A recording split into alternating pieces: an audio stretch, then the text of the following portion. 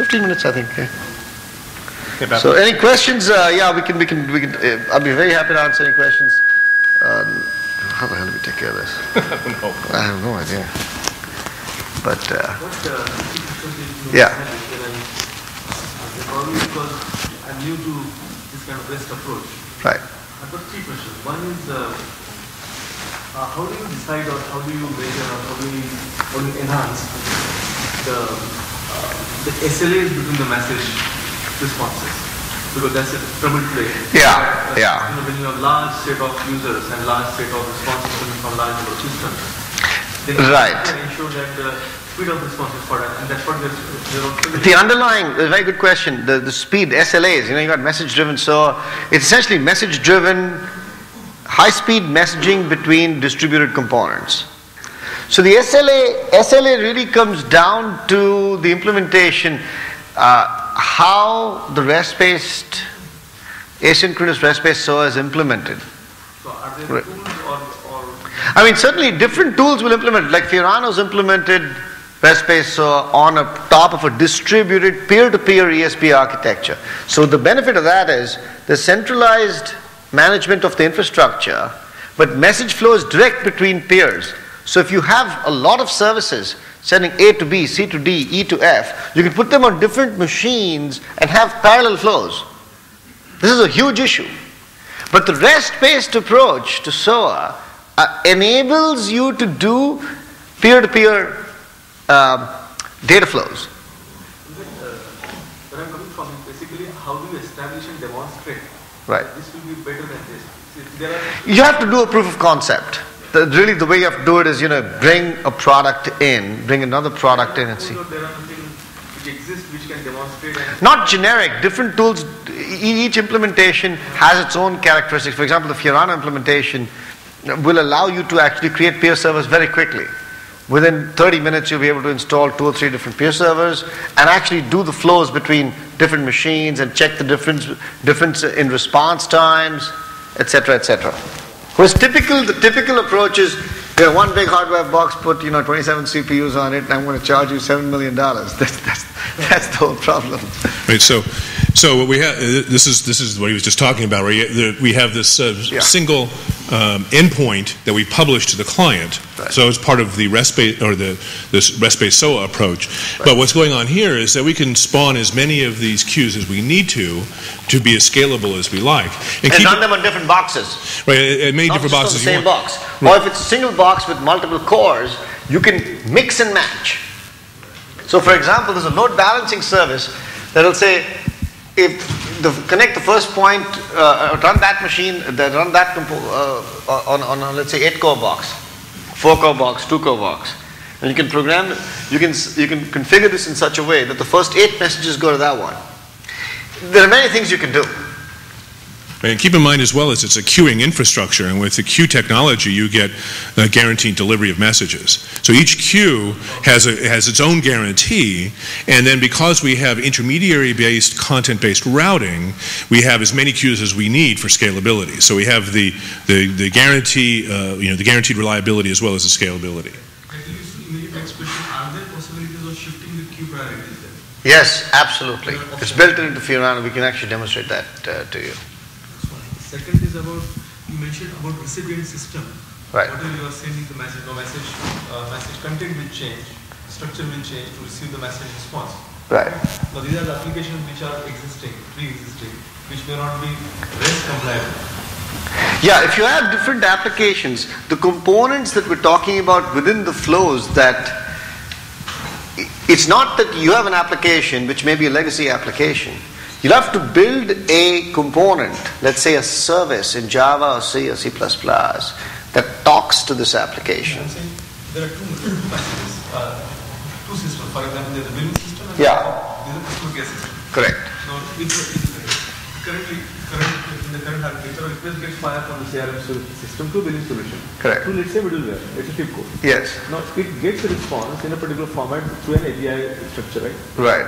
Now, that is already built, that exists, and they are compliant. Correct. Today, in the today's scenario. Now, when you go into this scenario, yes, do we have to build that complete messaging interface different than what? Well, you have to. if whatever services consume the message will certainly have to understand that message, which is not that difficult, because if you already know the message type that's coming in, understanding that message type is really not that difficult, right? So the whole concept is, there's no magic here. If you got two different components that are sending a message from A to B, the receiving component will have to understand the format of the incoming message. That means that the receiving component could be a business application in a particular service. It will be a service talking to the business application. So the way it will happen is the service will receive the message, it will do whatever transformations are needed, then it will have an interface into the business application, put it in. Yeah. In the It's not the business application that becomes the component. I think that's the confusion there. In the REST-based context, you have media type negotiation, and there's different ways of handling it depending upon what kind of clients you have. So in some cases, the client simply says what kind of media type it wants.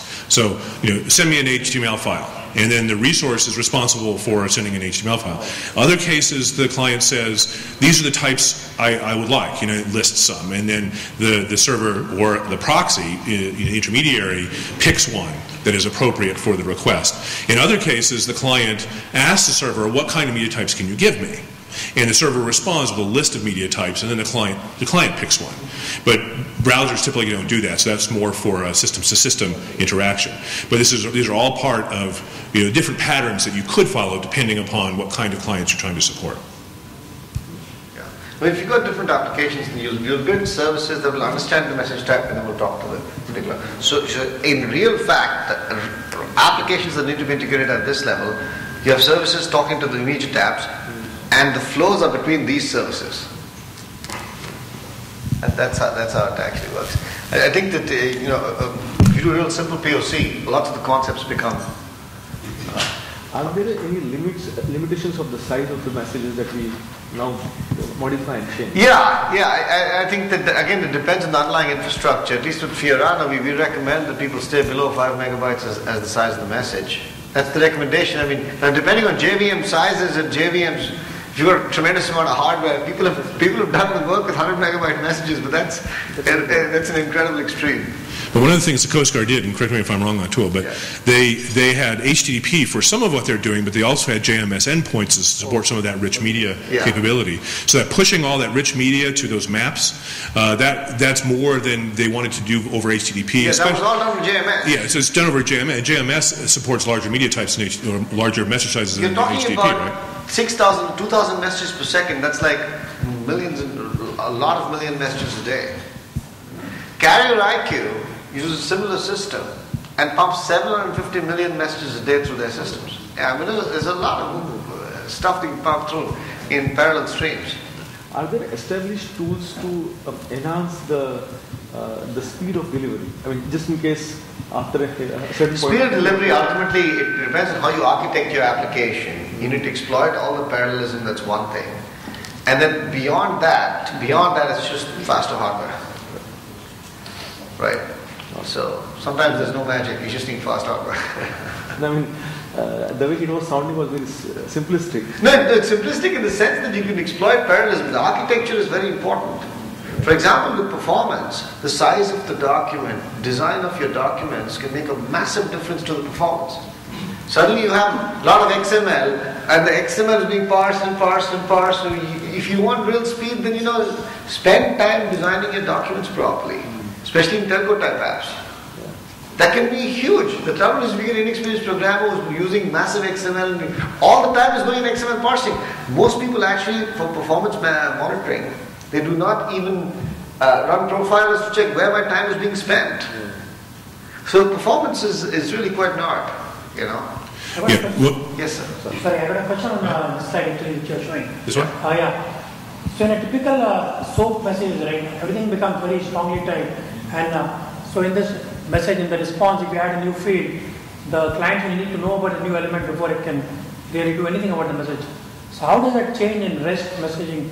Because you still have XML which client needs to parse, and Isn't it kind of It's not always yeah. XML, but yes. Yeah, it's not always XML. I mean, this is a great snippet here because even though this snippet looks like XML, and it could very well be XML, this could easily be represented in JSON with no problems, right? JSON is a JavaScript-based name-value pair approach. That's all we have here, name-value pairs. And we could do that in JSON. And because JSON is JavaScript, it's loosely typed. And because it's name-value pairs, we could dump that into Hadoop and MapReduce. It could be enormously scalable. If you've worked with XML and you get multiple nested, multiple levels of nesting, then all of a sudden your parsers go crazy. That would be the wrong message choice, message format choice in that case. Right? It's up to you to pick the message format. XML. That's the key. You can design your own message format. Name value pairs is a great example. You have multiple name value pairs, and a particular service can only read a particular set of name value pairs that it wants to. Right? I think the concept that there's got to be XML, it's almost become religious, right? I got to SOA, it's got to be XML, it's got to be request reply. And that just slowed the world down. So, SOA means services, distributed services. Componentization is really what SOA is all about, right? How to efficiently create a lot of distributed components and get them to work efficiently. If you start doing a tremendous amount of work in strong typing, everything happening centrally managed state, you slow things down, which is really where we're at. Especially for scalability, it's a massive problem. If you're in a telco or financial services situation, which is one of the reasons why the Coast Guard actually, after a 1-year parallel run with TIBCO, actually ended up choosing Fiorano. A lot of it had to do with the peer-to-peer architecture, with the whole REST-based approach to things, which is quite a radical implementation by the Coast Guard. It's very cutting edge. It's also very simple. So you see, these are all, they all come together. It's all the benefits that add up. So the ultimate benefit is significant. In 4 days, Deepwater Horizon comes, the people are familiar with the stuff, they can rip together services very quickly, they know how to design the data, they know how to make the services talk to each other, they know the infrastructure works, it's been tested before. So it's the experience of a number of small things that come together to produce a serious productivity. So there we are. Can you advise how actually this REST on SOA to support transitional? Whether means that we actually could issue a commit at a certain point, and basically we also can do a rollback at a certain point. Commit and rollback. In the more asynchronous approach, to do a commit or the rollback typically requires a compensating transaction. You implement something, you commit. In case you need to roll back, you typically fire a separate flow that does the rollback for that particular transaction ID. So there are ways to do that, which we can discuss it offline. But yeah, there are ways to do that in the more classical. Yeah, that's a whole can of worms. That's a separate seminar. Yeah. Yeah. See, typically, if you want massive amount of transaction-based processing, you need a TP monitor. That's sort of done in one service by itself. Serious commit rollback type applications, right? So. No question. We've seen a lot of advantages of REST-based SOA versus web-based SOA, web services-based SOA. What is the limitations of REST-based SOA? So it will help us decide which one to follow in which situation. Yeah, perhaps one of the biggest limitations of REST-based SOA is there's not as much money in it for IBM and Oracle. Basically. Right, IBM and Oracle and some of the other big vendors put a lot of time and money into those standards because they wanted to build web services capabilities into their products. Right. And so it's a vendor, web services has become a vendor-driven approach to SOA. And a lot of customers have been disillusioned because they bought all this big expensive software, they hadn't done proper architecture, and now they have a bunch of software that doesn't meet their needs. So, the rest, there's not as much money in it for the vendors taking the REST-based approach. Web services are a way, ultimately, for an application to expose itself. That's what a web service is. A web service is nothing but, hey, I'm SAP. I got 27,000 APIs. I want to expose myself as web service. The biggest benefit of a web service has been that developing adapters for different applications has become easier. Unfortunately, SOA has got nothing to do with web services. But the two things have been linked together to do all sorts of crazy things. This is the whole point.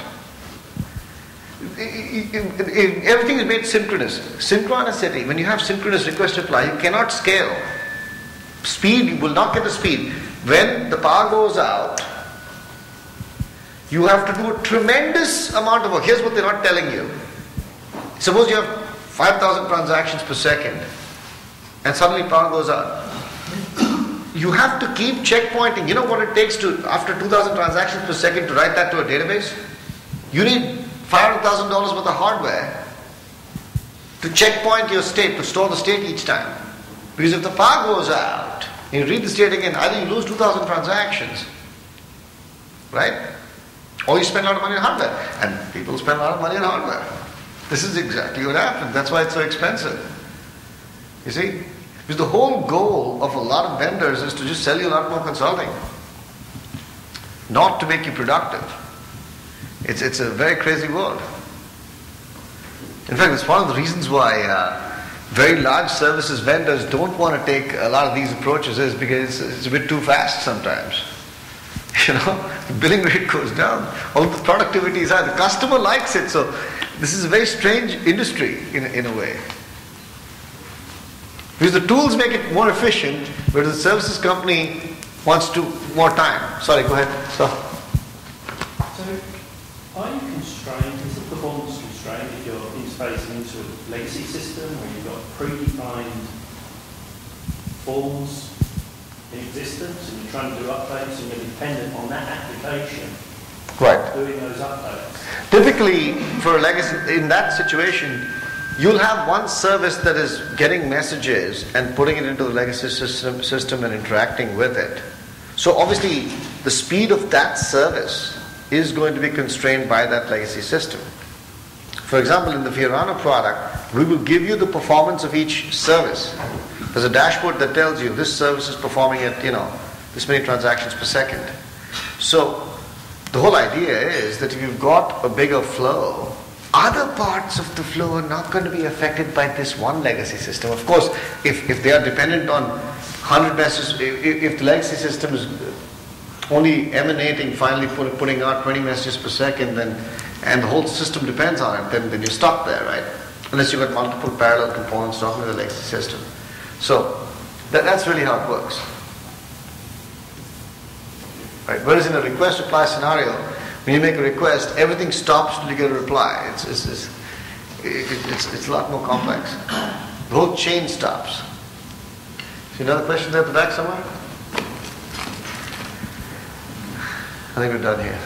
Okay? So we can keep talking outside. Yeah, like a 15-minute break and we should do that. we'll get started at, 10 past or so? Right?